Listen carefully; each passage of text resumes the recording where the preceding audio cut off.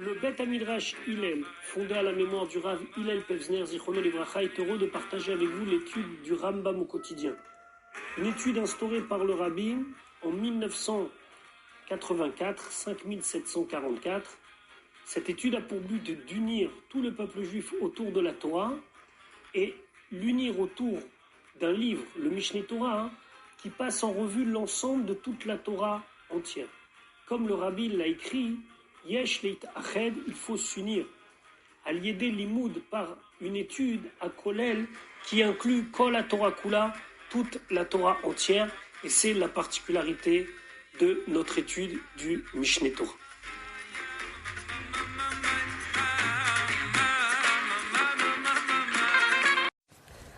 Bonjour et Boker Tov, nous allons étudier notre 201e shiur depuis la reprise de l'étude du Rambam au quotidien au rythme d'un chapitre par jour.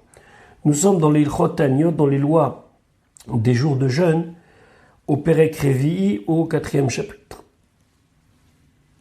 Après nous avoir expliqué de quelle manière on devait mettre en place des jours de jeûne concernant le manque de pluie, on avait vu qu'au final, ils en étaient 13. Il y avait 3 jours, lundi, jeudi, lundi. Après, il y avait un arrêt. Dans le cas où il n'avait pas été exaucé, il faisait encore un cycle de 3 jours de jeûne, un lundi, jeudi, lundi. Et puis, si on n'a toujours pas été exaucé, on faisait un cycle de 7 jours de jeûne. Maintenant, le Rambam va s'intéresser à ces jours-là, où c'était des jours très particuliers. Des mois étaient passés, la pluie n'est toujours pas tombée, et donc là, il faut intensifier notre filote, nos prières et notre prise de conscience. Et pour cela, on va faire des choses tout à fait exceptionnelles. Halakha Aleph, Bechol Yom Vayom, chaque jour, Misheva Ta'aniot Acharonot, des 7 derniers jours de jeûne qu'on avait donc décrété al matar sur le manque de pluie, mit palelim al sederze, ont prié selon l'ordre suivant. Donc il y avait tout un cérémonial et on va voir que la Hamida changeait. Donc d'abord commençons par la mise en place de cette filote. Motsim et à teva. On faisait sortir la teva. Aujourd'hui quand on parle de la teva, on parle surtout de l'endroit qui se trouve au centre de la choule, on l'appelle teva ou bima, où on pose le Sefer Torah, et c'est là-bas qu'on lit la Torah pour les Ashkenazim, et pour les Sfaradim, c'est d'ailleurs là-bas où aussi le Shaliach Tzibour, le ministre officiant, se tient. Mais ici, Teva, ça désigne le Haron Kodesh, l'armoire dans laquelle on rangeait le Sefer Torah. Donc on prenait le Haron Kodesh, qui est ici appelé donc Teva, et Motsim, on le sortait l'Ichova Shel Ir, dans la ville. Et où dans la ville? Dans la grande rue de cette ville-là. Vecholam mitkabesim ou mitkasim besakim, et tout le peuple se rassemblait, se recouvrait avec des sakim. Alors c'est quoi des sakim?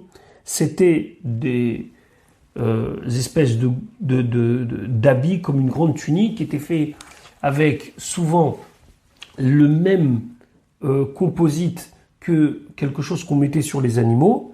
Donc par exemple de la toile de jute ou alors comme une espèce de tissu de sac de pommes de terre, et le mettait sur eux. Venotnim efer mikle al gabe ateva.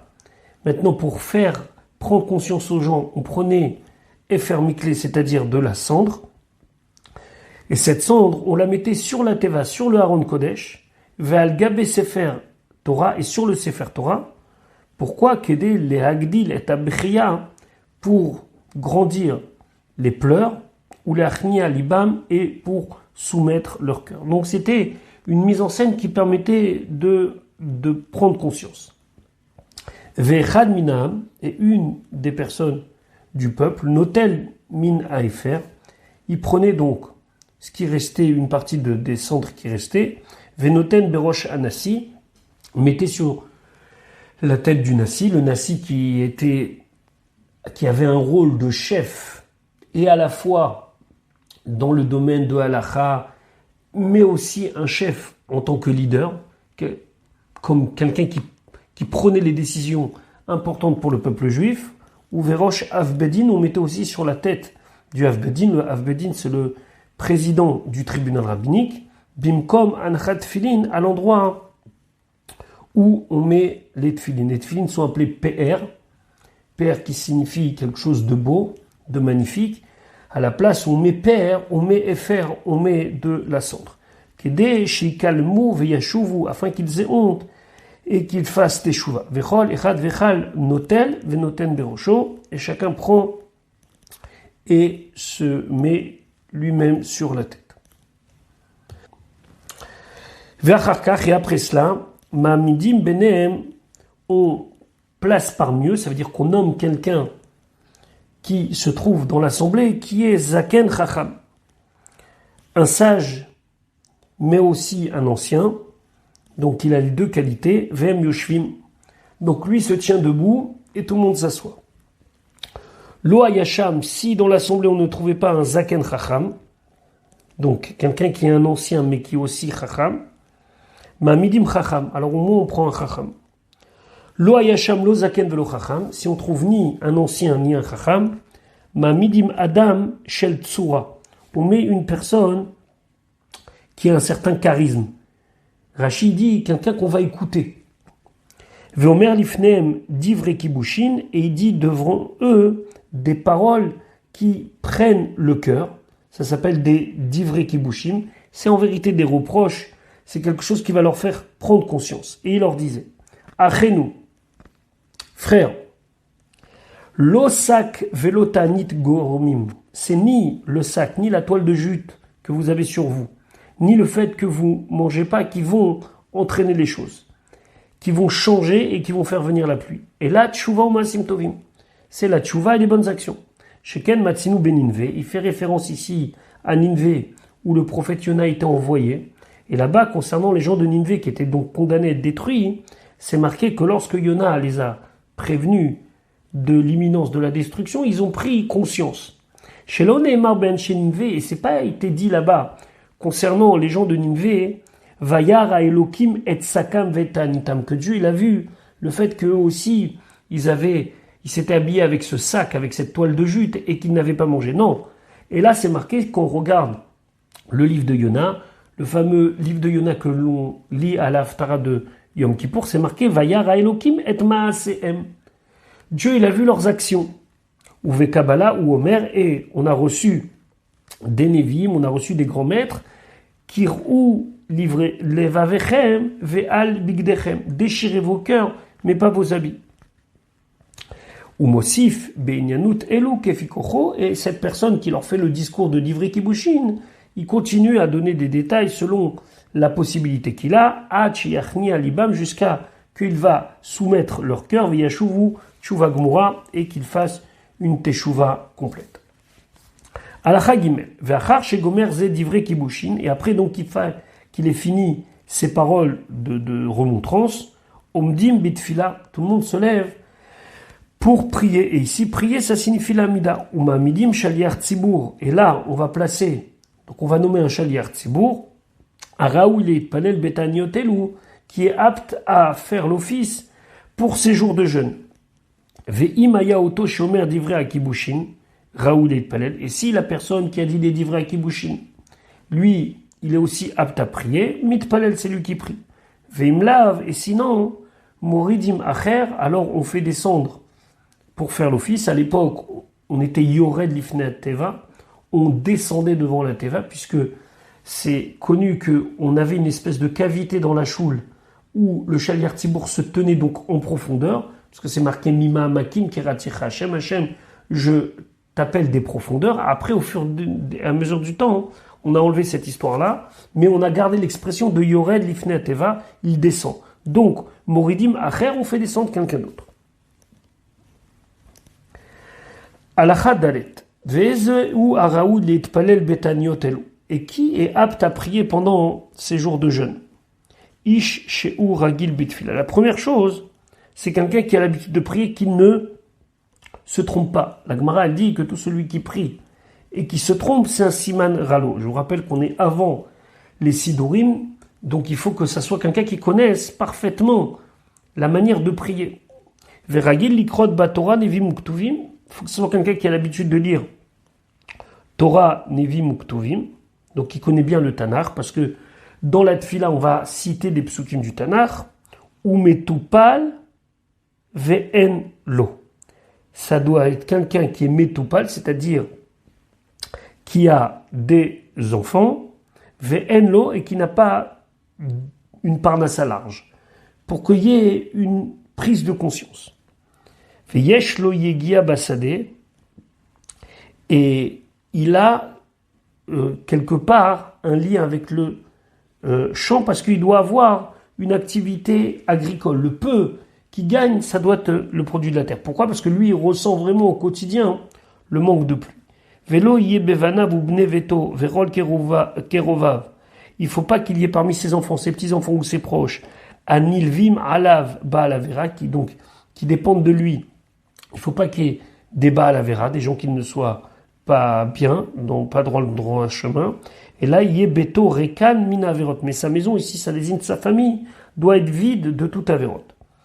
Velo yatsa alav shem rabbi yalduto. Il faut que ça soit quelqu'un de qui on n'a pas dit des mauvaises choses lorsqu'il était jeune. Shval berer. Shval berer, c'est quelqu'un de humble. Ou merutse la âme, est quelqu'un qui est accepté par le peuple. Vyesh lo neima. Il a une certaine grâce, Vekolo Arev, il a une belle voix. Donc il a tout pour être le représentant de la communauté. Ve'imaya zaken, et si c'était une personne âgée, Imkol Amidot Aelu, avec tout ce qu'on a décrit comme chose positive, Arezeme Foa. Le Rambam dit ce serait magnifique. Ve'im Eno Zaken, par contre, s'il n'est pas une personne âgée, Oil Ve'yeshbo et Kol Amidot Aelu, puisqu'il a tout ce qu'on a cité précédemment, Itpalel, c'est à lui de prier. Donc on a vu la cérémonie, on a désigné le Shaliach Tzibour. Maintenant, Alachai, ou Shaliach Tzibour matril ou mitpalel ad birkat Goal Israël. Le Shaliach Tzibour il commence et il prie la Mida normalement jusqu'à Goal Israël. Veomer zichronot veshofarot, et il va dire des psukim qui rappellent l'importance du souvenir qu'Akadosh Baruch Hu a pour nous.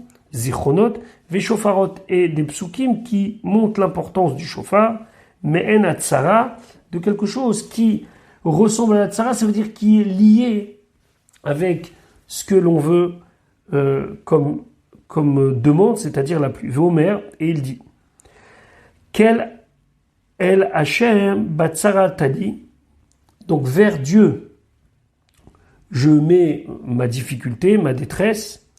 Karati vayarneni. Et je t'ai appelé, tu m'as répondu, tu m'as exaucé. Et Saïna Yaleharim, je lève mes yeux vers les montagnes. Mima'amakim keraticha Hashem. Hashem, je t'appelle des profondeurs. Tfila le'ani ki yatov, prière du pauvre qui yatov lorsque il s'entoure de son talit, atzifa pour prier. Donc tout ça, ce sont des psukim et des sujets qui rappelle la petitesse de l'homme et la grandeur d'Akadosh Baruch. Vav, Veomer divrei tachanunim kefikocho. Et il va dire des supplications selon ce qu'il est capable. Veomer, et il dira, Re'ena be'onienu, donc regarde-nous dans notre pauvreté, Veriva rivenu, et fais notre combat, Umaer lego alenu, et délivre-nous rapidement, Umitranen, et il continue à faire des supplications, Veomer Besov Tachanunav, et à la fin de ces Tachanunim, de ces supplications, il dit Mishéana et Avram Avinu Be'Hara Moria. Celui qui a répondu à Avram Avinu sur le Hara Moria, ou Ya'ane Etrem, lui, il va répondre à vous, à votre demande, Veishma Kol Tza'akatrem, et il va entendre la voix de vos cris, Bayom Azeh, ce jour-là, Baruch Ata Hashem Goal Israël. Béni sois-tu Hashem Goal Israël. Et donc il finit la bracha de Goal Israël. Maintenant, la Hamida, elle va changer. Ou matril leosif shesh brachot. Il va commencer à rajouter 6 bénédictions. Donc une fois qu'il a fait Goal Israël, il fait 6 bénédictions. Chez ou mosif zu acharzo, il va les rajouter l'une après l'autre. Ou mitranen bechol achat me'em bedivre tachanunim ou psukim, et il va donc implorer à Kadosh Baruch Hu, supplier à Kadosh Baruch Hu dans chacune d'elles avec des paroles de tachanunim, des paroles de supplication, ou psukim et des versets, midivre Kabbalah, des paroles des Nevim, ou mektive HaKodesh, ou bien des Ktuvim. Kefi chez Ragil, comme il a l'habitude. Vechotem bechol achat mehem, et à chaque fois, il va terminer Bacha Timot Elu avec cette conclusion. Donc on y va. Première bracha barishona ou chotem. Dans la première bracha qui rajoute, il dit Mishana et Moshe, celui qui a répondu à exaucer Moshe, va avotenu et nos ancêtres à Yamsouf lorsqu'ils étaient au bord de la mer Rouge, ou Yahane Etrem, lui va répondre à vous, à ce que vous demandez. Veishma kol tsa'akatrem, il va entendre le son de votre cri, ça veut dire de votre demande. Bayom azé, ce jour-là, Baruchata Hashem zocher hanishkachot. Béni sois-tu Hashem, qui se souvient, hanishkachot, de ce qui a été oublié. Tête. Bashnia ou Chotem, dans la deuxième bracha, il conclut Mishana et Yehoshua bagilgal, celui qui a répondu à Yehoshua à Gilgal, ou Ya'ane Etrem, il va vous répondre Veishma kol tsa'akatrem, et il va entendre la voix de vos cris, le son de vos cris, Bayomazé, donc ce jour-là, en désignant notre jour à nous, Baruchat Hashem, Shomea Teroua, celui qui entend la Teroua. Teroua, c'est la sonnerie du chauffard. Ici, on fait référence à une autre histoire de Yehoshua, que quand il est parti à la conquête de Yéricho, il ne s'est pas battu, Jéricho, il a tourné autour de la ville, et la dernière fois, il a tourné autour de la ville. Cette fois, en sonnant du chauffard, et la muraille est tombée. Donc, ici, on parle de Yehoshua à Gilgal. Yehoshua à Gilgal, c'est quand il est en train de poursuivre les Givonim, mais il a demandé à ce que la course du soleil s'arrête, et on dit Shomea Teroua. Alors ici, beaucoup de commentateurs, et le Ramban en premier, ils ne comprennent pas ce que le Rambam y fait, parce que Mishana et Yehoshua Bagilgal, et il finit par Shomea Teroua. Si on voudrait être logique, un petit peu comme on fait aujourd'hui dans le Moussaf de Rosh Hashanah, il faudrait dire des psukim qui parlent du chauffard, et finir par Baruchat Hashem Shomea Teroua. Donc le Ramban, il n'est pas d'accord avec le Rambam, Nachmanide avec Maïmonide. Nous, on étudie Maïmonide, mais on ne comprend pas pourquoi il dit Baruchat Hashem Shomea Teroua. On a obligé d'expliquer, la Teroua, c'est quoi? C'est le son du chauffard de l'époque de Yehoshua quand ils ont fait le tour de Yericho. Mais pour le Ramban, ça reste compliqué de dire une telle chose. Yud, Bashlishi, troisième bracha ou Chotem, il conclut la bracha en disant Mishana et Shmuel Bamitzpah, celui qui a répondu à Shmuel à Mitzpah, ou Ya'ane Etrem, il va vous répondre Vishma kol tsa'akatrem, il va entendre le son, la voix de vos cris, Bayom Azé, ce jour-ci, Baruchat Hashem, Shomea Tseaka, qui entend les cris, les supplications. C'est marqué dans Shmuel, Vaïzaak Shmuel el Hashem. Il a crié Shmuel el Hashem. Donc on voit que Shomea Tseaka, c'est que Akadosh Baruch Hu, il va entendre la demande profonde de chacun. Alacha Yud Aleph Barevi'it ou Chotem, dans la quatrième bénédiction, il finit Mishana et Eliyahu Behara Carmel, celui qui a répondu à Eliyahu sur le mont Carmel, ou Ya'ane Etrem, Veishma kol tsa'akatrem bayom hazeh. Donc c'est comme on a dit précédemment, il va vous exaucer, il va entendre vos cris, vos supplications, Baruchat Hashem, Shomea Tefila. Pourquoi? Parce que Eliyahu Hanavi, quand il était sur le mont Carmel et qu'il devait s'opposer au prophète du Baal, il a dit Aneni Hashem Aneni. Donc, Shomea, comme Dieu, du moins comme Eliyahu l'a dit, réponds-moi, c'est qu'il l'a entendu, en tout cas il a espéré qu'il l'a entendu. Donc, Shomea Tefila, c'est lié avec Shmuel. Alacha Yudbet, Bachamishit ou Omer, dans la cinquième bracha, il dit Mishana et Yona me Adaga, celui qui a répondu, qui a exaucé Yona lorsqu'il était dans le ventre du poisson, là, de la baleine, ou Ya'ane Etrem, Vishma kol tsa'akatrem bayom hazeh, toujours la même chose, il va vous entendre et vous allez donc être exaucé, Baruchat Hashem aone be'et tzara, celui qui répond lorsqu'on est oppressé. Pourquoi? Parce que dans Yona, dans le livre de Yona, encore une fois c'est le maftir de Yom Kippour, c'est marqué que Yona il a dit Karati mitzarali. Donc on voit que Baruchat Hashem c'est aussi lié avec le mot tsara, puisque c'est ce mot-là que Yona il a employé pour désigner sa situation. Alacha Yud Gimel. Bashishit, 6e bénédiction, ou Chotem, il termine en disant Mishana et David ou Shlomo Beno Birushalayim, celui qui a exaucé David et Shlomo son fils à Yerushalayim, ou Yane Etrem, il va répondre à vos demandes Vishma Kot Sakatrem Bayomaz et Baruchat Hashem, Benisot Yashem Amirachem ala Aretz, celui qui a pitié de la terre, Vechol Ha'am Onim Amen, et à ce moment-là, tout le peuple dit Amen, Achar Kol Bracha ou Bracha, après chaque bénédiction, qui est derrière Shonim Achar Kol Brachot, quand on répond à une bénédiction. Donc, c'est vrai que c'est une amida très très longue, puisqu'on a rajouté 6 brachot à l'amida. Au tout départ, une amida, c'était 18 bénédictions, donc plus 6, ça fait une amida de 24. On a gardé cette notion de 24, même si c'est connu qu'après on a rajouté dans l'amida originelle une bracha, la bracha de la minim et la machenim.